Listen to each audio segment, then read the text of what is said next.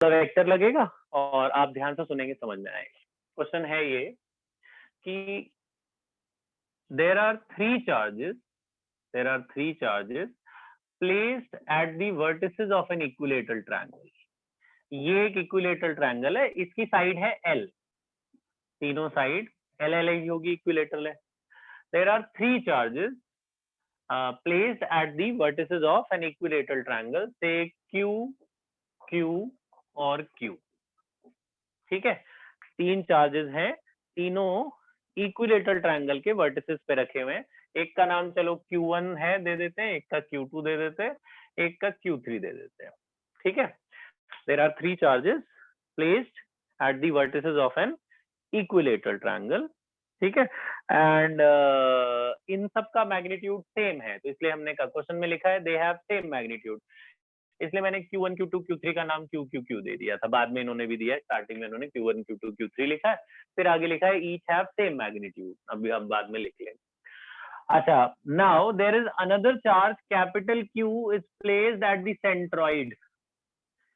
Triangle के centroid पर एक बड़ा वाला Q चार्ज भी रखा हुआ है। ठीक है, तो हमें क्या पूछा है, हमें पूछा है find net force on Q placed at centroid of equilateral triangle ABC। ठीक है जी, इस चार्ज पे ये तीनों टोटल कितना फोर्स लगाएंगे वही हमसे पूछा है। ऐसा हमने पिछले साल ग्रेविटेशन में भी किया था, ऐसा ही सिमिलर क्वेश्चन किया था। यहाँ तीन मास रखे हुए थे, सेंट्रॉइड पे एक 1 kg की बॉडी थी, उस पे तीनों मिलके कितना फोर्स लगाते हैं, ऐसा सिमिलर क्वेश्चन किया था। तो हम क्या करेंगे बेटा, जब हम आंसर स्टार्ट करेंगे, अब मैं इसी डायग्राम में चेंजेस कर रहा हूँ, आप क्वेश्चन अलग बनाना, आंसर का अलग डायग्राम बनाना। तो मान लेते हैं कि भाई पहला वाला चार्ज और इसके बीच में ये मैं ज्वाइन कर दे रहा हूँ, यहाँ सेंट्रॉइड है, आप याद रखिए यहाँ पे Q चार्ज है। ठीक है, अभी मैं यहाँ से Q हटा दे रहा हूँ, यहाँ सेंट्रॉइड है, इसका नाम हम G दे देते हैं। तो इसमें और इसमें जो फोर्स लगेगा, force between A and G, force का क्या formula, K Q1 Q2 divided by R square, K Q1 Q2 by R square. ठीक है, इसी तरीके से इनमें जो फोर्स लगेगा, अच्छा पहले वाले फोर्स को हम मान लेते हैं F1, पहले वाले फोर्स को हम ले लेते हैं F1 से, दिस इज F1। इन दोनों के बीच में जो फोर्स लगेगा उसे F1 मान लो, इनके बीच में जो फोर्स लगेगा उसे F2 मान लो। अब जरा आप F2 की वैल्यू भी देखना, F2 की वैल्यू भी सेम ही आएगी, कि Q1 Q2, Q1 small Q है, Q2 बड़ा Q है, डिवाइडेड बाय R स्क्वायर, वो भी वही आएगी। ऐसे ही ये वाला चार्ज भी यहाँ पे फोर्स लगाएगा कुछ, उसको F3 मान लेते हैं, वहां भी K Q1 Q2 by R square. अच्छा, R सेम होगा क्योंकि इक्विलेटरल ट्रायंगल सेंट्रॉइड से फिक्स डिस्टेंस पे होंगे ना सारे वर्टिसेस, इसलिए ये डिस्टेंस और ये डिस्टेंस सेम है। अच्छा, तो हमने एक को माना F1, इधर माना F2, और तीसरा आपने मान लिया F3, F1 F2 F3। अच्छा, R कैसे निकालेंगे, इसका नाम D दे देता हूँ। देखो ये पूरी साइड L थी, तो ये आपका L/2 हो जाएगा। तो आपने देखा कि जो F1 की वैल्यू है वही F2 की है, वही F3 की है, तो तीनों अलग अलग लिखने के बजाय, ये तो मैंने आपको करके दिखाया कि Q1 Q2 by R square सब में सेम ही आ रहा है फोर्स, तो हम सीधा अलग अलग लिखने के बजाय ऐसे लिख देंगे कि भाई जो फोर्स पहले का मैग्नीट्यूड है वही मैग्नीट्यूड दूसरे का है, वही मैग्नीट्यूड तीसरे का है, वो कितना है, K small Q capital Q divided by R square. अब ये R निकाल के दिखाना है, R क्या है, ये डिस्टेंस। ये कैसे निकालेंगे, ये पूरा एंगल 60 होता है, तो ये आधा 30 हो जाएगा, है ना। इस ट्रायंगल से निकल जाएगा BDG से। देखो ये right angle triangle, equilateral triangle और आइसोस्लेस में जब ये परपेंडिकुलर डालते हैं, मतलब अगर हम आप मीडियन भी डालते हो तो ये उसको, ये परपेंडिकुलर ही रहता है, बाइसेक्ट करता है बेस को, L/2 हो जाएगा पूरे का हाफ। तो अगर मैं लेता हूँ इन ट्रायंगल BDG, तो आप देखिए ये बेस का काम करेगा, हाइपोटेन्यूज आपने 10th में पढ़ा है, base upon hypotenuse is cos theta, theta कितना है 30 डिग्री, बेस की वैल्यू है L/2, हाइपोटेन्यूज की वैल्यू है R, और cos 30 है √3/2, 2 से 2 कट गया, तो यहाँ से R मिल जाएगा, √3 नीचे चला जाएगा, तो R की वैल्यू आई L/√3, तो R की वैल्यू हमें मिल गई L/√3, हम यहाँ पे डाल देंगे फोर्स में, तो K Q1 Q2 by R, R की वैल्यू कितनी है L/√3, का स्क्वायर, तो √3 का स्क्वायर 3 आ गया, तो 3 ऊपर चला आएगा, 3kq divided by l square. ये आप एक साथ लिख लें, चाहे तो आप पहले ये स्टेप लिखना, उसके बाद ये लिख देना, है ना। पहले r निकलेगा तब फोर्स निकाल लेना। तो ये हमारा अभी तो F1 F2 F3 की अलग अलग वैल्यू निकली है, हमें निकालना टोटल कितना फोर्स लगेगा। तो ये हमने F1 ले लिया, F2 ले लिया, F3 ले लिया, अलग अलग फोर्स ये लग रहे हैं, G पॉइंट पर टोटल कितना फोर्स लगेगा। तो उसके लिए थोड़ा सा वेक्टर लॉ लगेगा, तो वो मैं आपको अलग से यहाँ ड्रॉ करके दिखाता हूँ, ठीक है। तो ध्यान से देखना इस G पॉइंट को। तो अगर मान लीजिए मैं क्या करता हूँ कि इसको थोड़ा सा एक्सटेंड कर दो, इस वाले लाइन को हमने एक्सटेंड कर दिया, ये F2 का ही काम ही करेगा, ये पूरी लाइन आपकी F2 है, और यहाँ से इसको भी एक्सटेंड कर दो, ये आपका किसका काम करेगा, F3 का, ठीक है। ध्यान से देखते रहना, ये F3 है, ये F2 है, और ये आपकी लाइन F1 थी, ये वाली लाइन आपकी F1 रिप्रेजेंट कर रही है। आपने क्या करना है भाई, इसके पैरेलल यहाँ से लाइन खींचनी है और इसके पैरेलल यहाँ से खींचनी है, तो यहाँ पे एक पैरेललोग्राम बन जाएगा।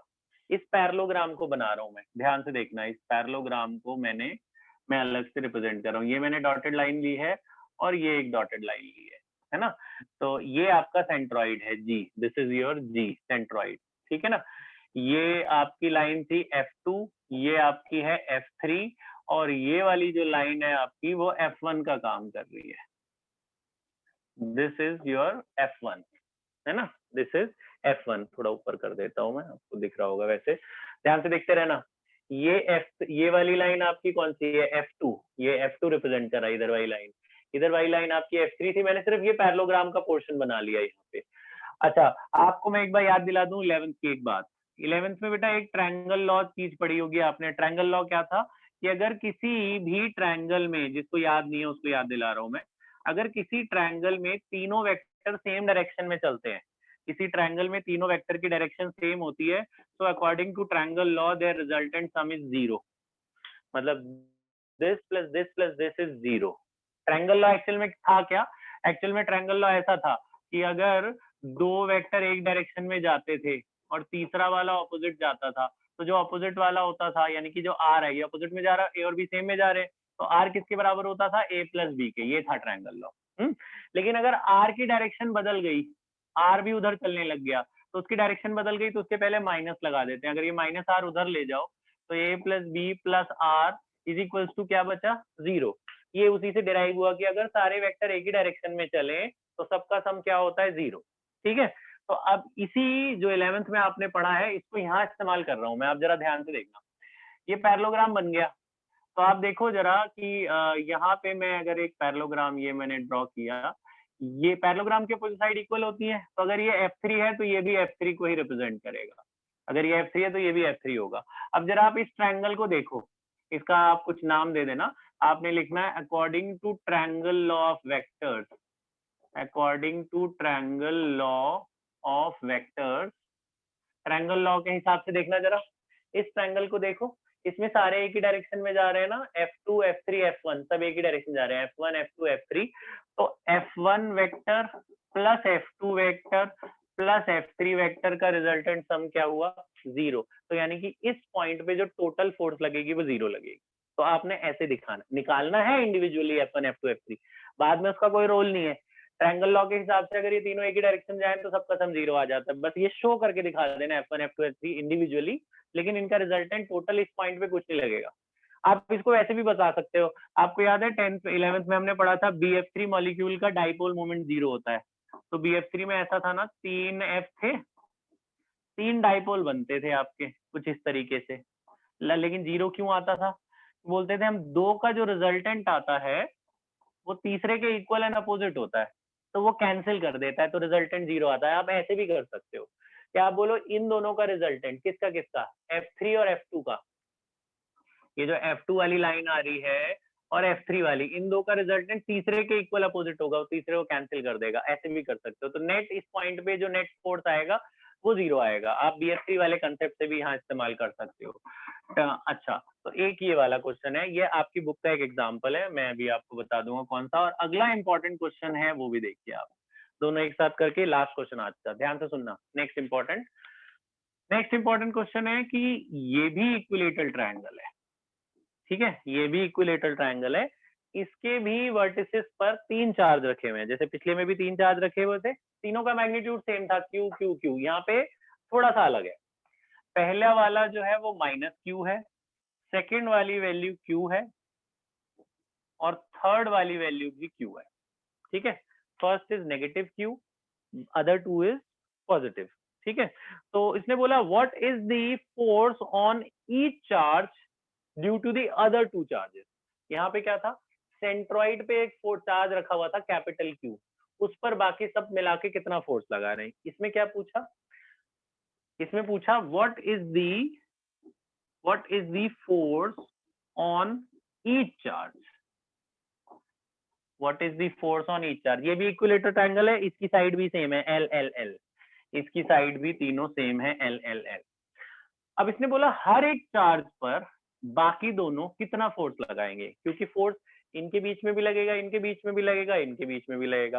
तो एक चार्ज पर, जैसे मैं कहूं ए पे कौन फोर्स लगा रहा है, ए पे बी लगाएगा और सी लगाएगा, चार चार्ज के बीच में फोर्स लगता है। तो ए पर ये और ये मिला के कितना फोर्स लगाएंगे, ऐसे बी पर सी और ए कितना लगाएंगे, ऐसे सी पर बी और ए कितना लगाएंगे। तो हर चार्ज पे हमें फोर्स निकालना है बाकी दोनों की वजह से। ठीक है, तो आप, मैं एक एक करके स्टार्ट कर रहा हूं, आप ध्यान से देखते रहना। पहले हम निकाल लेते हैं फोर्स ऑन ए, या resultant force on A, resultant force on A due to B and C. A पे जो फोर्स लगाएगा वो एक बी लगाएगा और एक सी लगाएगा। ठीक है ना, तो मान लेते हैं कि भैया इनके बीच में फोर्स लग रहा है F1, इधर लग रहा है F2, और इनके बीच में फोर्स लग रहा है F3। ठीक है, ध्यान से सुनना। तो अब ये F1 F2 F3 की वैल्यू क्या होगी, F1 F2 F3 की भी मैग्नीट्यूड यहाँ पे सेम ही होगा, F1 F2 F3, डायरेक्शन अलग होगी, मैग्नीट्यूड सेम। फोर्स का क्या फॉर्मूला होता है, फोर्स का फॉर्मूला होता है कि Q1 Q2 by R square. जरा देखो Q1 Q2, अच्छा जब Q1 Q2 लेते हैं, एक बात ध्यान रखना मेरी हमेशा, वेक्टर में कभी ये प्लस माइनस नहीं लगाते यहाँ, याद, जैसे यहाँ ये माइनस क्यू है, ये प्लस क्यू है, तो यहाँ माइनस मत लगा दे।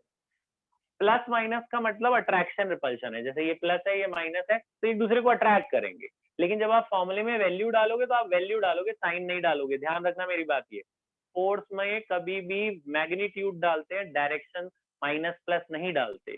तो जैसे इनके बीच में जो फोर्स लगेगा एफ के Q1 Q2 bye are square. Are क्या है, इनके बीच का लेंथ, इनके बीच का लेंथ कितना था, A B equals to B C equals to A C is equal to L, तो डिस्टेंस की जगह मैंने एल डाल दिया। ऐसे इनके बीच का फोर्स भी वही होगा ना, के Q1 Q2 by L square, ऐसे यहाँ भी K Q1 Q2 by L square. तो अल्टीमेटली ये K Q square by L square आ गया, Q into Q, Q square by L square. तो F1 F2 F3 सेम रहेगा।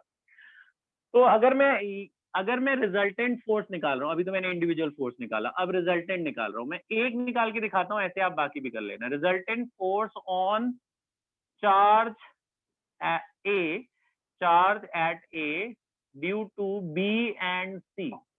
एक आपने रिजल्टेंट का फॉर्मूला पढ़ा होगा पिछले साल, एक ये था ना रिजल्टेंट का, A square plus B square plus 2ab cos theta.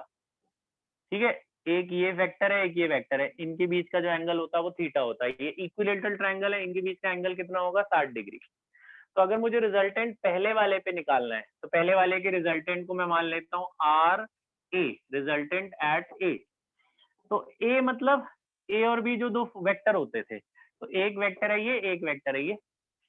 आप जरा देख रहे हो F1 F2 F3 तो सेम ही है, वो किसके बराबर है, के Q square by L square. तो मैं इसको मतलब मैं ए की जगह क्या लिखोगे आप, ए की जगह इस वाले पॉइंट पे ये दोनों फोर्स लगा रहे हैं ना F1 और F2, तो ए आपका F1 बन जाएगा, बी आपका F2 बन जाएगा। तो ए की जगह F1, बी की जगह F2, और यहाँ भी ए की जगह F1, बी की जगह F2। थीटा इनके बीच का एंगल है, वो है 60 डिग्री।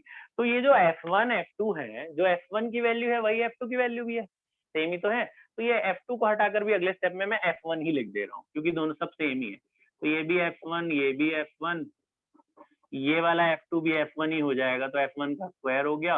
cos 60 की वैल्यू हाफ, 2 से 2 कट गया, आप बताना कितना आया, F1 square plus F1 square plus F1 square हो गया 3F1 स्क्वायर। तो ये आ गया √3F1। तो रिजल्टेंट फोर्स ए पे आ गया √3F1। अब आप यहाँ F1 का आंसर डाल दो, F1 का क्या आंसर था ये? F1 का आंसर था KQ²/L²। ये मैंने रिजल्टेंट अभी A पे निकाला है। अब आप B और C पे खुद निकालेंगे। B और C पे कैसे निकालेंगे? B और C पे आप दिमाग लगाना, बस मैं एक छोटी सी चीज बता देता हूँ। B पे जो फोर्स लगेगा, ध्यान से सुनना, B पे जो फोर्स लगाएगा वो कौन लगाएगा? A और C। B पे जो फोर्स लगाएगा वो लगाएगा A, ये लगाएगा और ये लगाएगा, ठीक है ना? तो यहाँ पे थोड़ा सा वो प्लस माइनस वाली बात है। देखो ये प्लस प्लस है, तो ये रिपल्शन होगा, ये रिपेल करेगा। तो ये वाला फोर्स जो F3 वाली लाइन है, ध्यान से देखना भाई, F3 मैंने इसको ले लेना है। ये F3 वाली लाइन है ना, ये इसको रिपेल कर रहा है और वो उसको रिपेल कर रहा है, तो F3 इधर लगाना। F3 की वैल्यू जो लगाना वो आप इधर लगाना, ठीक है? और F1 ये, तो इनके बीच का जो एंगल लेना ना, वो पता है, ये पूरा 180 है, तो 180 में से 60 गया, कितना बचा है? 120। तो F1 यानी कि A और B की जगह F1 और F3 जब डालोगे, तो यहाँ A की जगह F1, B की जगह F3 आएगा जब आप B पे निकालोगे। एंगल 120 लेना है आपने। क्यों लेना है 120? क्योंकि इनके बीच में रिपल्शन हो रहा है, इनके बीच में अट्रैक्शन है, इसलिए हमने ये वाला फोर्स लिया। तो रिपल्शन के लिए ये वाली डायरेक्शन काउंट होती है कि ये आपको क्या कर रहा है, डायरेक्शन किसकी लेते हैं? दूसरे वाले की। तो ये आपको रिपेल कर रहा है, तो इसलिए आपने ये F3 लिया। F3 और F1 में कितना एंगल है? F3 और F1 में ये वाला एंगल है। रिपल्सिव फोर्स और अट्रैक्टिव फोर्स में ये वाला एंगल है, बाहर वाला। तो यहाँ 60 की जगह 120 ले लेना, बाकी पूरा सेम कर देना। तो इसके ऐसे ही सिमिलरली जो बी वाले का आंसर आएगा ना, वही सी का भी आएगा, क्योंकि सी में भी वही एंगल होगा 120, क्योंकि ये भी इसको रिपेल ही कर रहा है। तो जो एफ ये वाला बी पॉइंट पे आप आंसर निकालेंगे ना, निकाल के देखना कितना आ रहा है। बस यहाँ 120 लेना, cos 120 इज -1/2। तो जो आर बी की वैल्यू आएगी रिजल्टेंट एट बी, वही रिजल्टेंट एट सी का भी आएगा। तो एक बार आप ये नोट कर लो, फिर किसी को कोई दिक्कत हो तो बताना फिर।